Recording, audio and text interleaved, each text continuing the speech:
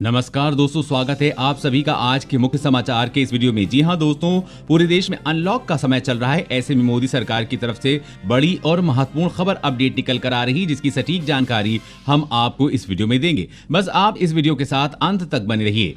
लेकिन उससे पहले आपसे एक छोटी सी रिक्वेस्ट है। मुझे इस वीडियो को बनाने में बहुत ही मेहनत लगती है, तो इस मेहनत के लिए वीडियो पर एक लाइक जरूर कीजिएगा और साथ ही वीडियो के नीचे दिए गए इस लाल बटन को दबाकर चैनल को सब्सक्राइब कीजिए और इस घंटी को भी दबाइए ताकि आपको दिन की बड़ी खबरों की जानकारी लगातार मिलती रहे। तो चलिए दोस्तों, एक एक करके सभी बड़ी खबरों के बारे में जान लेते हैं। तो दोस्तों, आज की पहली बड़ी खबर की अपडेट आ रही है कि पिता की संपत्ति पर बेटियों का भी होगा बराबर का हक, सुप्रीम कोर्ट का बड़ा फैसला। जी हां, सुप्रीम कोर्ट ने महिलाओं के हक में एक बड़ा फैसला दिया है। कोर्ट ने कहा है कि पिता की पैतृक की संपत्ति में बेटी का बेटे के बराबर हक है, थोड़ा सा भी कम नहीं है। उसने कहा कि बेटी जन्म के साथ ही पिता की संपत्ति में बराबर की हकदार हो जाती है। देश की सर्वोच्च अदालत की 3 जजों की पीठ ने आज स्पष्ट किया है कि भले ही पिता की मृत्यु हिंदू उत्तराधिकारी संशोधन कानून 2005 लागू होने से पहले हो गई हो, फिर भी बेटियों को माता पिता की संपत्ति पर अधिकार होगा। जस्टिस मिश्रा की अध्यक्षता वाली बेंच ने हिंदू उत्तराधिकार कानून में 2005 में किए गए संशोधन की व्यवस्था करते हुए कहा कि अगर कानून संशोधन से पहले भी किसी पिता की मृत्यु हो गई हो, तब भी उसकी बेटियों को पिता की संपत्ति में बराबर का हिस्सा मिलेगा। जस्टिस मिश्रा ने फैसला सुनाते हुए कहा कि बेटों की तरह बेटियों को भी बराबर का अधिकार दिए जाने चाहिए। बेटियां जीवन भर प्यारी बेटियां रहती हैं। बेटी अपने पिता की संपत्ति में बराबर की हकदार बनी रहती है, भले उसके पिता जीवित हों या नहीं। दोस्तों, सुप्रीम कोर्ट के इस फैसले पर आप क्या सोचते हैं, कमेंट करके जरूर बताइएगा।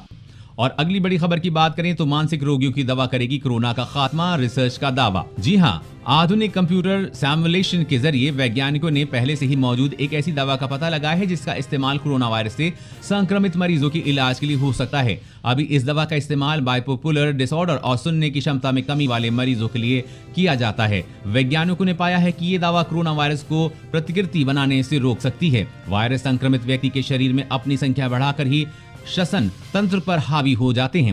और अगली बड़ी खबर की बात करें तो बिना बैटरी की ही होगी इलेक्ट्रिक वाहनों की बिक्री, ट्रांसपोर्ट मंत्रालय का नया फरमान। जी हां, इलेक्ट्रिक वाहन निर्माता अब बिना बैटरी के ही 2 व्हीलर या 3 व्हीलर्स की बिक्री कर सकेंगे। इलेक्ट्रिक व्हीकल को बढ़ावा देने के लिए केंद्र सरकार ने बड़ा फैसला किया है। सड़क परिवहन और राजमार्ग मंत्रालय ने बिना बैटरी के इलेक्ट्रिक व्हीकल्स के रजिस्ट्रेशन की मंजूरी दे दी है। सरकार के इस कदम से इलेक्ट्रिक 2 व्हीलर्स और 3 व्हीलर्स की बिक्री और रजिस्ट्रेशन बिना बैटरी के ही किया जा सकेगा। इसके पीछे वजह यह बताई जा रही है कि इलेक्ट्रिक व्हीकल की कुल लागत में बैटरी की कीमत लगभग 40% होती है।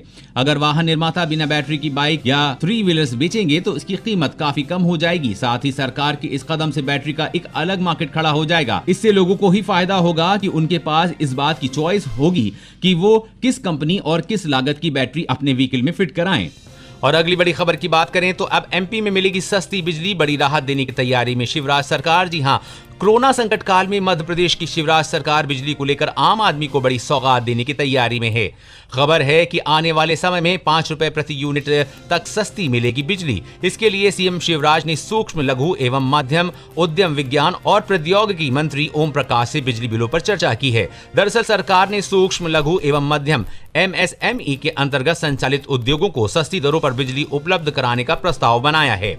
प्रस्ताव को अमल में लाने की प्रक्रिया जल्द शुरू की जाएगी। इसके साथ लागू होने के बाद MSME को 5 रुपए प्रति यूनिट तक सस्ती बिजली मिल सकेगी। इसके साथ ही घरेलू बिजली की दरों में कटौती की जाएगी, जिससे आम आदमी को बड़ी राहत मिलेगी। और अगली बड़ी खबर की बात करें तो मोदी सरकार दे रही है आपकी बेटी की शादी और पढ़ाई के लिए 6 लाख रुपए तक की मदद। बस करें ये काम आसान सा। जी हां, प्रधानमंत्री नरेंद्र मोदी के नेतृत्व में केंद्र सरकार द्वारा देश की बेटियों के हित के लिए जिस योजना की शुरुआत की गई उसका नाम है सुकन्या समृद्धि योजना। केंद्र सरकार का इस योजना को लाने का सिर्फ और सिर्फ एकमात्र उद्देश्य है भारतीय बेटियों को उनके पैरों पर खड़ा करना और एक बेटी की शादी के समय उसके पिता पर आर्थिक जरूरत का थोड़ा बोझ कम करना। इस योजना की एक खास बात यह है कि आपको बता दें कि सुकन्या समृद्धि योजना गारंटी के साथ टैक्स फ्री रिटर्न देने वाली एक बेहतरीन इन्वेस्टमेंट योजना है। ये ऐसे परिवारों के लिए बहुत ही ज्यादा मददगार साबित होगी जिनकी आर्थिक स्थिति ठीक नहीं है।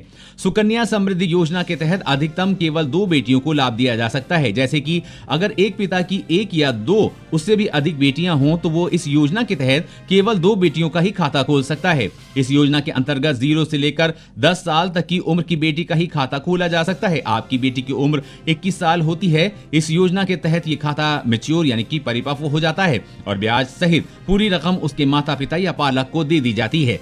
और अगली बड़ी खबर की बात करें तो सिर्फ 141 रुपए देकर घर लाई जियो फोन 2। फोन में व्हाट्सएप, एचडी कॉल जैसे धांसू फीचर। जी हां, रिलायंस के जियो फोन 2 को खरीदने का बेहतरीन मौका है क्योंकि कंपनी इस पर शानदार ऑफर दे रही है। तो अगर आप जियो फोन 2 खरीदने का प्लान कर रहे हैं तो इस मौके को जाने ना दें। जियो.com पर दी गई जानकारी के मुताबिक ग्राहक इस शानदार फोन को EMI पर घर ला सकते हैं। इस फोन की कीमत 2,999 रुपए है, लेकिन EMI के तहत इसे सिर्फ 141 रुपए देकर ही घर पर लाया जा सकता है। जियो फोन 2 में फुल कीबोर्ड के साथ हॉरिजॉन्टल स्क्रीन डिस्प्ले दिया गया है। फोन में फुल कीबोर्ड क्वार्टरी कैपेड फॉर्म दिया गया है जिससे टाइपिंग में काफी आसानी होती है। इस फोन में 2.4 इंच का डिस्प्ले है और 512 MB का रैम दिया गया है। स्टोरेज के तौर पर ग्राहकों को इसमें 4 GB का इंटरनल स्टोरेज मिलेगा, जिससे अगर वो बढ़ाना चाहे तो माइक्रो SD कार्ड के जरिए 128 GB तक बढ़ा सकते हैं। जी हाँ, जियो के इस शानदार फोन को आप मात्र 141 रुपए में घर ला सकते हैं। और अगली बड़ी खबर की बात करें तो बैंक ग्राहक के लिए खुशखबरी। अब व्हाट्सएप पर 24 घंटे खुला रहेगा ये बैंक। एक मैसेज पर मिलेगी 60 से ज्यादा सर्विसेज।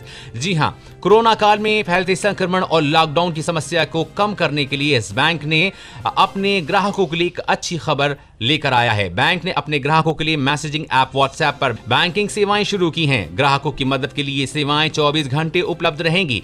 बैंक का कहना है कि 60 से अधिक प्रोडक्ट्स और सर्विसेज व्हाट्सएप पर उपलब्ध होंगी।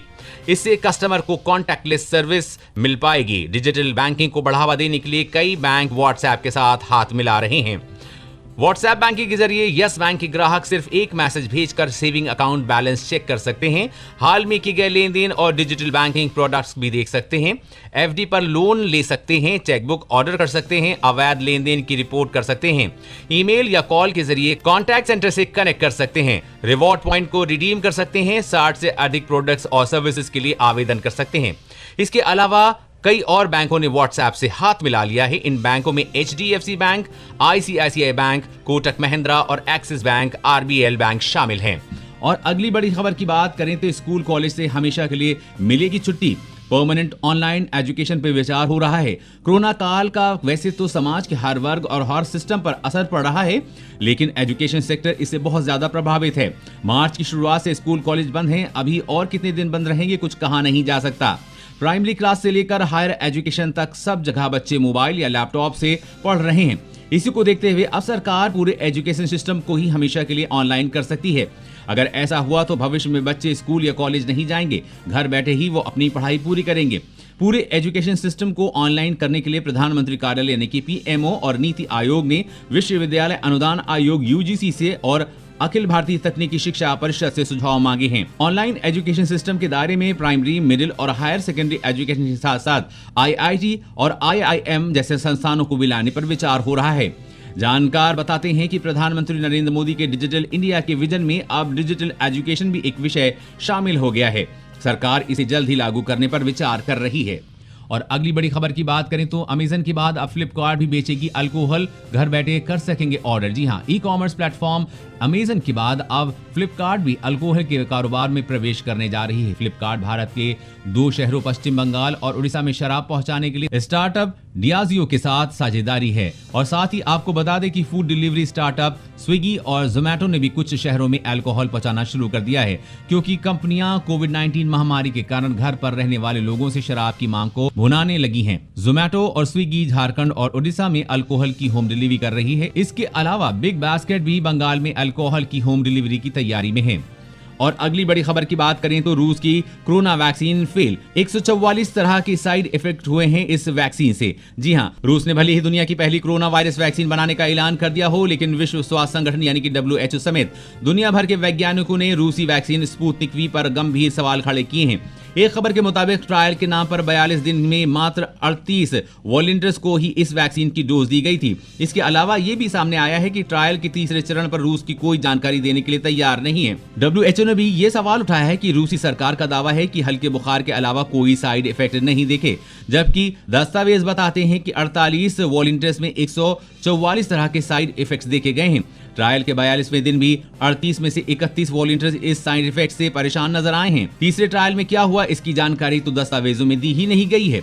WHO ने इस वैक्सीन को खतरनाक बताया है।